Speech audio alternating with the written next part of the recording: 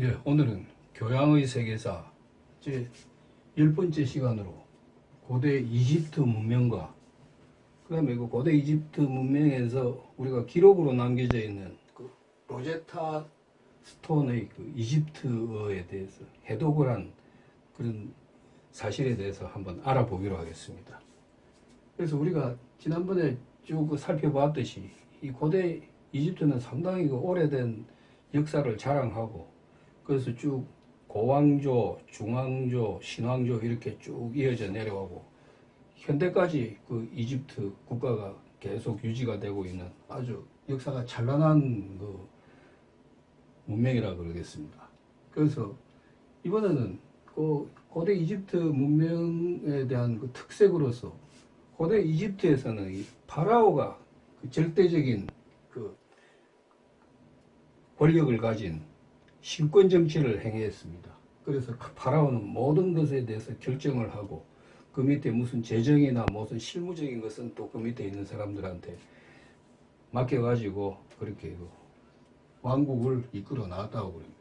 그래서 그 당시에 그 절대 권력으로서 대표적으로 우리가 볼 수 있는 것이 지금도 남아있는 피라미드와 그 스핑크스. 이 피라미드는 지난번에도 말씀드렸다시피 고왕국에서 그 기자 그 부근에 그 피라미드를 만들었는데 그 앞을 지키는 이제 수호신을 또 축조를 한 게 무엇인가 하면 스핑크스라 해가지고 머리는 사람의 그 이집트의 그 사람의 머리를 형상을 했고 그 다음에 몸은 그 사자의 몸으로 해서 그 앞에 이 피라미드를 지키는 그 축조물을 건축을 했습니다.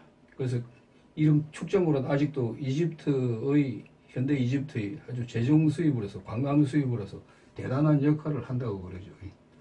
그래서 그 고대 이집트의 또 문명의 특징으로서는 어떤 것을 볼 수 있는가 그럼 고대 이집트에서는 이 사람이 죽으면 다시 그 영혼은 다시 돌아온다는 그런 영혼 불멸의 사상에 따라서 사람이 죽으면 그 미이라를 만들었다 그럽니다. 그래서 그 미이라가 아직도 그 발견이 돼 가지고 보존되어 있는 것이 있고 그러니까 그게 벌써 한 몇천 년 전에 그 만든 그 미이라가 아직도 보관이 되고 하는 것은 상당한 이 사람들이 그 분야에 대해서 전문적인 그 노하우가 있지 않나 이렇게 이야기합니다.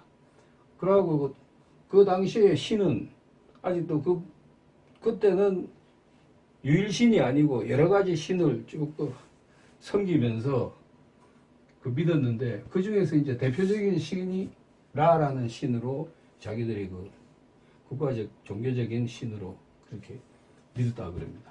그래서 그 당시에 그 고대 이집트에서 제일 그 발달이 잘 된 게 무엇인가 하면 그 나일강이 그 아프리카 중부로부터 이 긴 강이 계속 홍수가 나고 물을 많이 옮김으로 인해서 거기서 비옥한 토양이 나일강 그 하류 그러니까 이집트의 현재의 그 카이로 부근이나 이런 삼각주 있는 것까지 쭉 그 물을 거기에 땅들을 토양을 옮겨왔기 때문에 그때 절기에 맞춰가지고 그것을 재고 또 그 어떻게 변화가 일었는가 이래가지고 제일 발달된 게 어떤 것이 있는가 그러면 이 축량술이 발달이 됐고 그 다음에 그 당시에 그 물이 범람하는 그 주기 그러니까 이건 상당히 그 농사나 그 농작물 수확하는데 관계가 많았겠죠. 그래서 그걸 실질적으로 정확하게 파악을 하려면 어떤 것이 있어야 되는가 하면 이 태양력 그러니까 지금과 같이 1년은 365일이고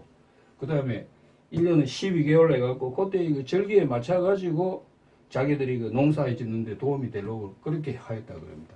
그래서 이 태양력은 나중에 그 로마 시대에 쭉 내려와서 로마가 번성할 때 줄리어스 시저가 그 이걸 본받아 가지고 만든 게 우리가 요새도 쓰고 있는 줄리어스 시저력. 그때 기본은 다 여기서 발생된 것이라 그럽니다. 그래서 1년은 12개월이고 12개월은 또 1년으로 따지면 365일에 대한 그런 그 정확한 그 달력을 만들어서 사용을 했다고 그럽니다. 그 다음에 우리가 이 이집트에서 또 특기할 만한 것은 어떤 종교적인 측면에서 지금도 그 기독교에서는 상당히 이걸 중요시하고 있는데 그 당시에 그 모세가 그 이스라엘 민족을 이집트로부터 탈출을 시켰다. 이래서 지금은 그 명칭을 엑소더스라 그러죠.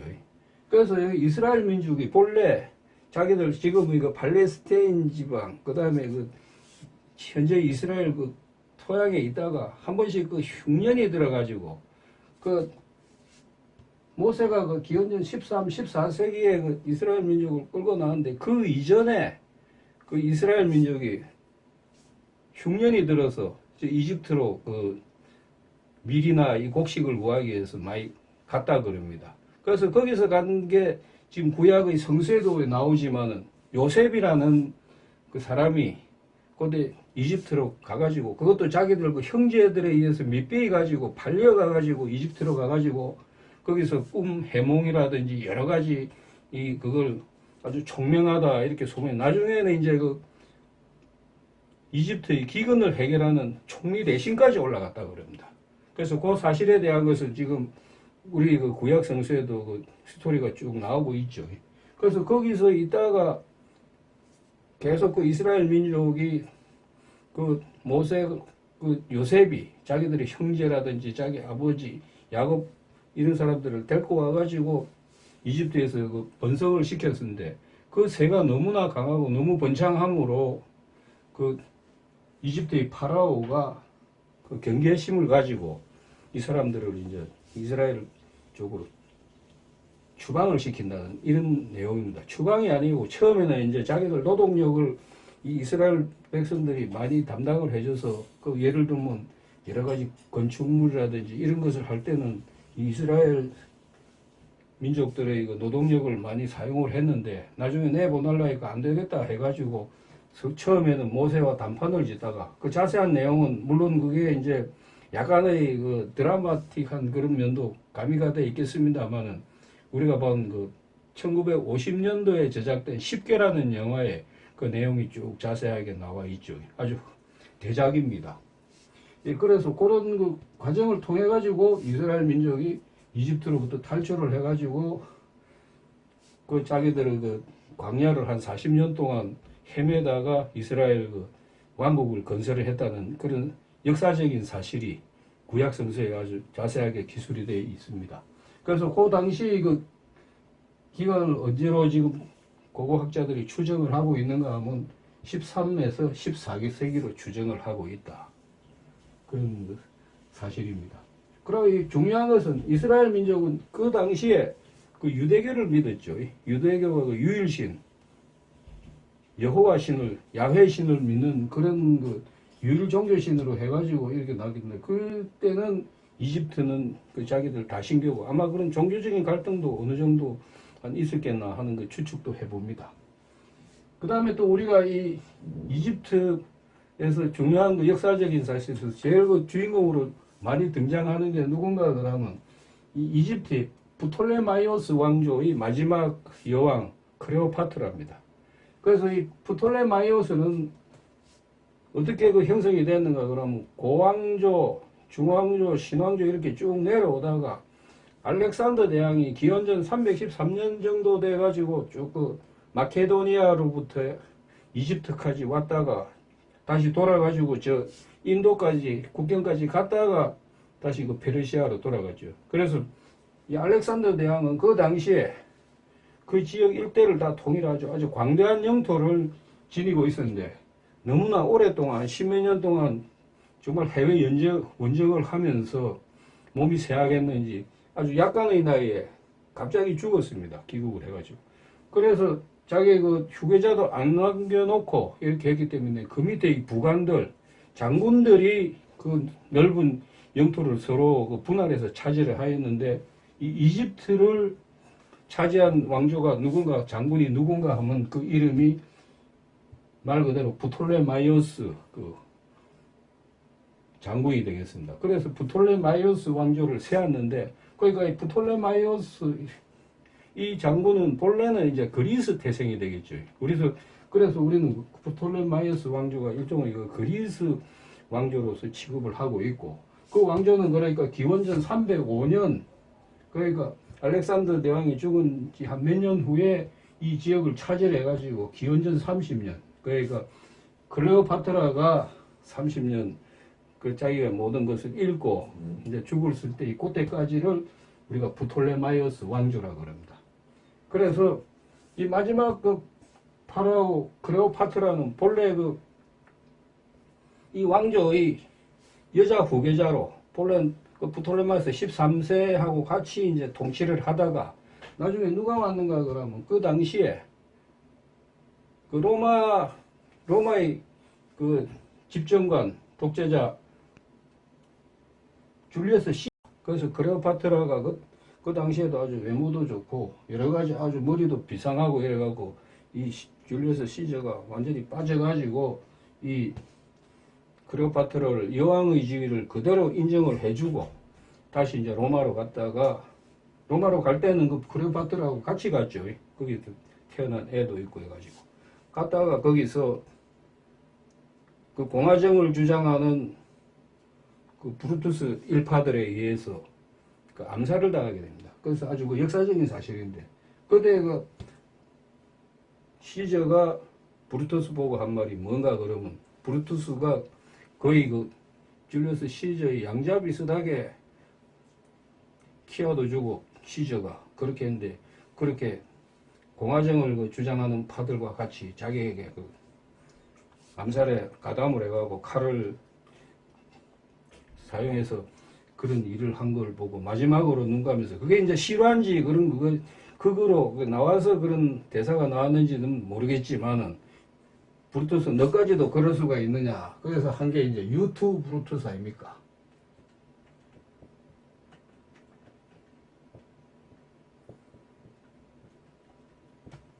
그래서 이건 아주 상당히 자주 인용되는 그 서양의 그 말로서 자주 인용을 됩니다. 너무하죠 브루투스 이래가지고. 그래서 클레오파트는 그래서 그 로마로 갔다가 줄리어스 시저가 암살을 당하기 때문에 다시 이제 이집트로 귀국을 해가지고 자기 왕조를 지키려고 있는 찰나에 그때 다시 이쪽으로 제2의 3두 정치를 하면서 이집트를 담당하게 된 누가 왔는가 하면 그 줄리어스 시저의 부관인 안토니우스가 이 이집트로 오게 됐습니다. 그래서 이 클레오파트라는 다시 이 안토니우스하고 그 어떻게 좀 자기 나라를 구해볼 거라고 이렇게 발버둥을 치다가 나중에는 그저 로마 본래에 있는 옥타비아누스 그러니까 아우구스투스죠. 아우구스투스가 그걸 이 안토니우스를 치러 왔는데 거기서 붙은 해전이 뭔가 하면 악티움 해전 아닙니까? 악티움 해전에서 이 클레오파트라와 안토니우스 해군은 그 옥타비아누스가 보낸 해군과 전쟁에서 져서 그 마지막으로 그 안토니우스는 자살을 하고 클레오파트라도 와서 꺼져가는 그 등불을 살리지 못하고 다시 그 부톨레마이오스 그 왕조의 마지막 그걸에서 막을 내리게 되는 아주 상당한 어떤 드라마틱한 내용이 그 우리가 전에 봤던 영화 클레오파트라에도 자세하게 그 기술이 되어 있습니다. 그래서 그 다음에 그 흐름이 그 이후로 이제 완전히 독점으로 해가지고 권력을 잡은 게 누가 옥타비아누스, 그래 아우구스투스죠. 존엄자 뭐 이런 칭호로 해가지고 그 이후로 로마는 황제 시대로 계속 유지가 되었습니다. 그래서 그 사실에 대해서 또 다음에 한번 살펴보기로 하고. 그래서 이때 또 중요했던 사실이 어떤 것이 있는가 하면 그 당시에 이집트에서는 그 상형 문자 뭐 이래갖고 여러 가지 문자를 같이 사용을 해가지고 했는데 그 역사적인 기록이나 이런 게 남아있긴 있다는 거 어렴풋이 짐작은 했는데 아직까지 그 발견된 게 없었습니다. 그 당시에. 그래서 1799년 나폴레옹이 이제 이집트를 그 정복하기 위해서 그 이집트까지 갔다가 그 이집트 원정의 시에 그 카이로 부근에 있는 그 로제타 마을에서 이 로제타 스톤이라는 그 화강암으로 새겨진 그 비문 비슷한 그런 그 돌을 길다란 돌을 발견을 했습니다. 그래서 그걸 갖고 그 프랑스로 왔는데 그 이후로 그 원석은 이제 영국하고 나폴레옹하고 웰링턴 전사 나폴레옹이 져가지고 그 원석은 그쪽으로 뺏겼는데 다행스럽게 이걸 이제 복제를 해가지고 그때 그 프랑스의 그 언어학자 샹폴리옹이 그것을 연구를 해서 해독을 했는데, 그때 그 해독은 어디서 힌트를 얻었는가 하면 그 로제타 스톤에는 세 가지 말이 있었답니다.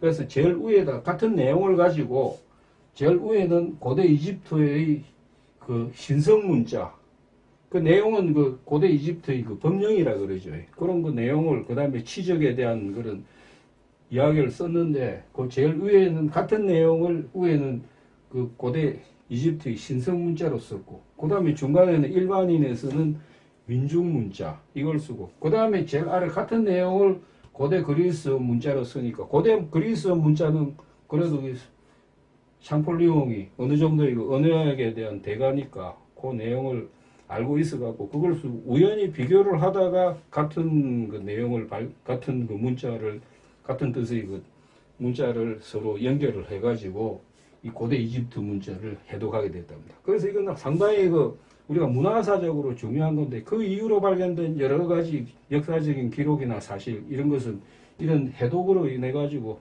고대 이집트 문자의 그 해독으로 인해서 그 내용도 더욱더 자세하게 알아졌다 하는 그런 사실이 되겠습니다. 그래서 오늘은 이렇게 그 고대 이집트 그 문명에 대해서 한번 살펴보고, 다음 시간에는 아직도 남아있는 인더스 문명, 그 다음에 중국 문명, 이거에 대해서 쭉 순차적으로 한번 같이 살펴보기로 하겠습니다. 네, 경청해 주셔서 감사합니다.